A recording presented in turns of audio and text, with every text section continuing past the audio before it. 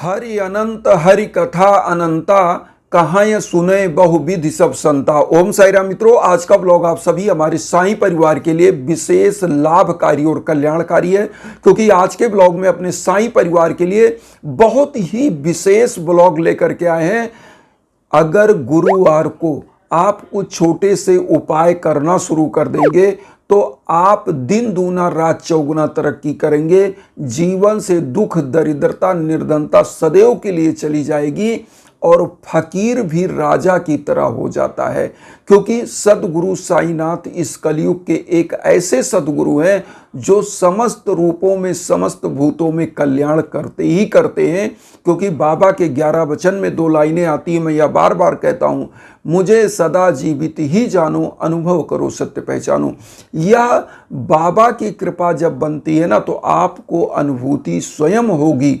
और साईं सच्चरित्र में हेमाड पंत जी ने जो चैप्टर नंबर 8, इसमें चैप्टर नंबर 8 पे मैं बता रहा हूँ, हेमाड पंत जी ने जो यह साईं सच्चित की रचना की है, इसके अंतर्गत चैप्टर नंबर 8 के पेज नंबर 61 पे डायरेक्ट इसमें लिखा हुआ है कि अधिक सफलता पूर्वक आत्म साक्षात्कार को सुलभ प्राप्त करने का एकमात्र उपाय है किसी योग संत या सदगुरु के चरणों की शीतल छाया में आश्रय लेना, जिसे कि ईश्वर का साक्षात्कार हो चुका हो। जो लाभ धार्मिक व्याख्यानों के श्रवण करने और धार्मिक ग्रंथों के अध्ययन करने से प्राप्त नहीं हो सकता, वह इन उच्च आत्मज्ञानियों की संगत से सहज ही प्राप्त हो जाता है। जो प्रकाश हमें सूर्य से प्राप्त होता है, वैसा विश्व के समस्त तारे भी मिल जाएं तो भी नहीं दे सकते। इसी प्रकार जिस प्रकार आध्यात्मिक ज्ञान की उपलब्धि हमें सदगुरु की कृपा से हो सकती है, वह ग्रंथों और उपदेशों से किसी प्रकार संभव नहीं है। ये साईं सच्चरित्र के चैप्टर नंबर 8 के पेज नंबर 61 पे लिखा हुआ है। इसको आप पढ़ सकते हैं, देख सकते हैं। और आप ये भी जान पाएंगे कि बाबा का जो यह वाह्य रूप था, वह भिक्षुक बन के, फकीर बन के चलते थे, लेकिन बाबा का अगर आप स्वरूप का दर्शन करेंगे तो बाबा एक परब्रह्म और ज्ञानी व्यक्ति थे, जो योगी थे और सदगुरु थे, जो अपने व्यक्तित्व से, अपने कृतित्व से समाज को शिक्षा दिया और दिशा और दशा को बदलने की कोशिश किया और बदला। मैं आपको बता दूं कि एक चीज जान लीजिए, मैं बार बार यह चीज कहता हूं कि हरि रूठे गुरु ठौर है, गुरु रूठे नहीं ठौर। इस कलयुग में गुरु तत्व को जिसने साध लिया, उसके जीवन के समस्त कंटक दूर हो जाते हैं, समस्त प्रकार की भव बाधाएं दूर हो जाती हैं। क्योंकि सबसे बड़ा चीज क्या है? अज्ञान। और अज्ञान को ज्ञान में परिवर्तित कौन करता है? गुरु। गुरु जो हमको अंधकार से प्रकाश की तरफ ले जाता है, अज्ञान से ज्ञान की तरफ ले जाता है। जिस बात को हमारे साईं सच्चरित्र में बाबा की कृपा से, उनकी अनुभूति से हेमाड पंत जी ने लिखा, वह अक्षर सा शब्द हैं। जो 11 वचन है ना, मैं बार बार कई बार आप लोगों से कहता हूं, सोते जागते उठते जरूर स्मरण करना चाहिए, क्योंकि इसमें डायरेक्ट लिखा हुआ है कि जो शिरडी में आएगा आपत दूर भगाएगा, चढ़े समाधि की सीढ़ी पर, पैर तले दुख की पीढ़ी पर, त्याग शरीर चला जाऊंगा, भक्त हेतु दौड़ा आऊंगा, मन में रखना दृढ़ विश्वास, करे समाधि पूरी आस, मुझे सदा जीवित ही जानो, अनुभव करो सत्य पहचानो, मेरी शरण आ खाली जाए हो तो कोई मुझे बताए, जैसा भाव रहा जिस जन का, वैसा रूप हुआ मेरे मन का, भार तुम्हारा मुझ पर होगा, वचन न मेरा झूठा होगा, असहायता लो भरपूर, जो मांगा वह नहीं है दूर, मुझ में लीन वचन मन काया, उसका ऋण ना कभी चुकाया, धन्य धन्य वह भक्त अनंत, मेरी शरण तज लेनन। बाबा ने स्वयं यह चीजें कहा है कि जब भी यह जो मेरा शरीर आपको स्थूल शरीर दिख रहा है, मेरे ना रहने के बाद यह शरीर सूक्ष्म रूप से समाधिस्थ हो जाएगा, लेकिन आप जब भी पुकारोगे मैं सदैव आपके पास रहूंगा। तो बाबा ने यहाँ क्या दिखाया कि शरीर मतलब जैसे कपड़ा चेंज होता है, ऐसे ही गीता में लिखा हुआ है, नयनम शस्त्रम छिद्राणि नयनम दहति पावका, ना चैनम क्लेदन्ते पो ना शोषयति मारुता। ये आत्मा अजर अमर है, इसको ना तो शस्त्र काट सकता है, ना अग्नि जला सकती है, न वायु सुखा सकता है, न जल भिगो सकती है। तो कहने का मतलब यह शरीर एक वस्त्र की तरह जो चेंज हो जाता है, इसी चीज को बाबा ने अपनी 11 वचन में कहा है कि मुझे सदा जीवित ही जानो, अनुभव करो, सत्य पहचानो। मतलब मेरा शरीर भले चला गया लेकिन सूक्ष्म रूप से मेरी आत्मा आपके आसपास है। जब भी सच्चे हृदय से पुकारोगे मैं आऊँगा और निश्चित रूप से आऊँगा और कल्याण करता रहूँगा। लेकिन बाबा का जो 2 रत्न है, इस चीज को प्राप्त करने के लिए उन 2 रत्नों को साधना होता है, सच्ची श्रद्धा और सबूरी। श्रद्धा और सबूरी के साथ किसी भी देवता की, किसी भी गुरु की पूजा पाठ आप करते हैं तो उसका 100% परिणाम और फल आपको प्राप्त होता है। तो आज जो मैं उपाय आपको लेकर के आया हूँ, गुरुवार के दिन, चूंकि बाबा जब भिक्षाटन करते थे तो मैं आपको यहाँ पर थोड़ी सी इस उपाय को मैं क्यों करवाना बता रहा हूँ, और बार बार कई ब्लॉगों में यह चीज़ हमने बताया है, तो क्यों बताना चाह रही है जानिए।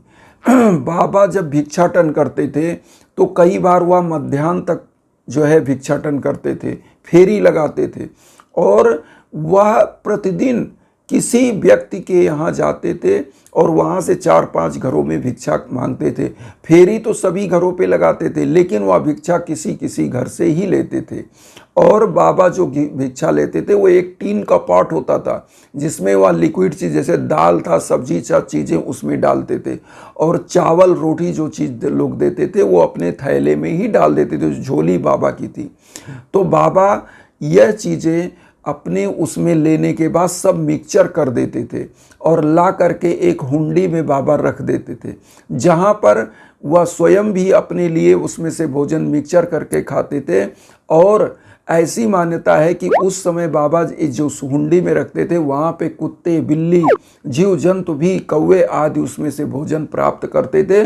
और मस्जिद में एक महिला थी जो झाड़ू पोछा करती थी, वो भी उसमें से 10-12 टुकड़े रोटी की ले जाती थी। कोई रोकता नहीं था, ना बाबा रोकते थे। तो आप समझ सकते हैं कि बाबा का जीवन कैसा था। जो मांग कर लाया वो भी खिला दिया। आप लोग बाबा का जब नाम लेने से ही कुछ चीज़ें उभर के आती हैं हमारे जहन में, वो क्या कि बाबा का नाम लेते ही बाबा का वह खिचड़ी याद आता है, बाबा का जो भोजनालय प्रसाद है शिरडी का वह उभर कर आता है, बाबा का ऊदी हमारे सामने आता है।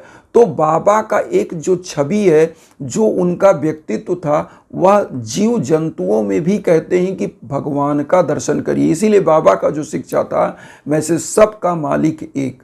तो मतलब समस्त जो ज्ञात अज्ञात जीव जंतु हैं, सबको पैदा करने वाला वह परम पिता परमेश्वर है, वही पालक है। हम लोग एक निमित्त माध्यम मात्र हैं। और बाबा की भक्ति प्राप्त कर लेना अपने आप में बहुत ही सरल है।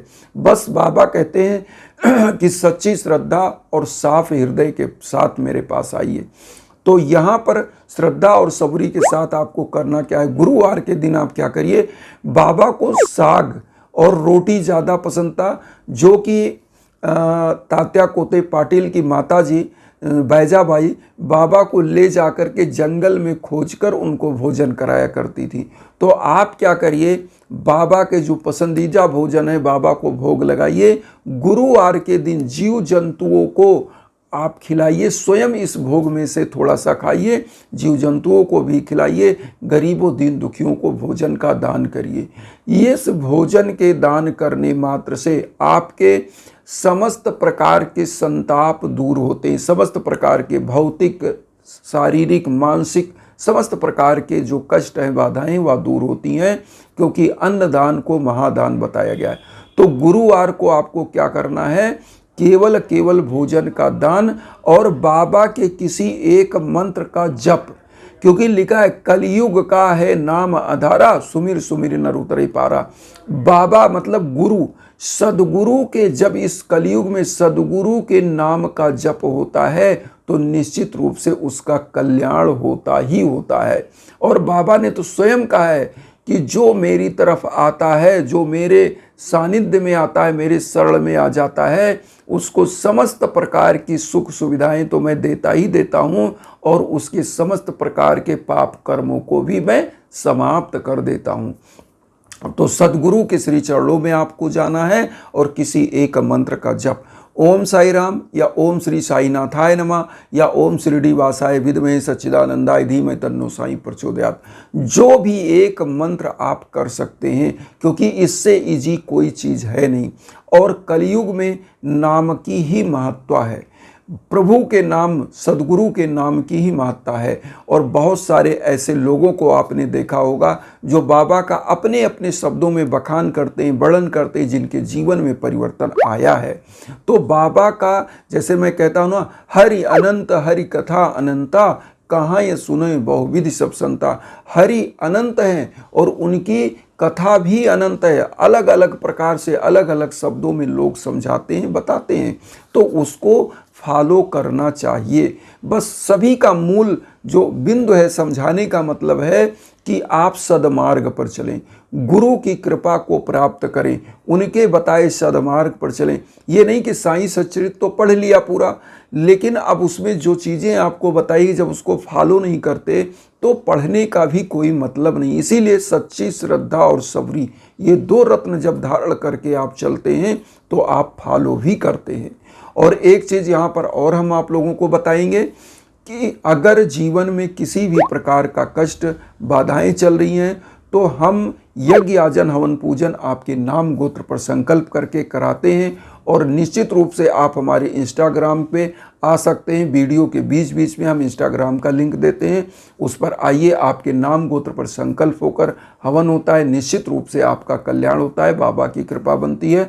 और इन्हीं भावनाओं के साथ एक चीज़ और कहेंगे कि वसुधैव कुटुंबकम की जो भावना हम लेकर चल रहे हैं, उसमें आप सभी लोग चैनल को सब्सक्राइब करके हमें भी अपना आशीर्वाद दीजिए। उन साई भक्तों तक वीडियो को जरूर शेयर करिए जो किन्हीं कारणों से कष्ट में, दुख में। इसी भावना के साथ ओम साई राम।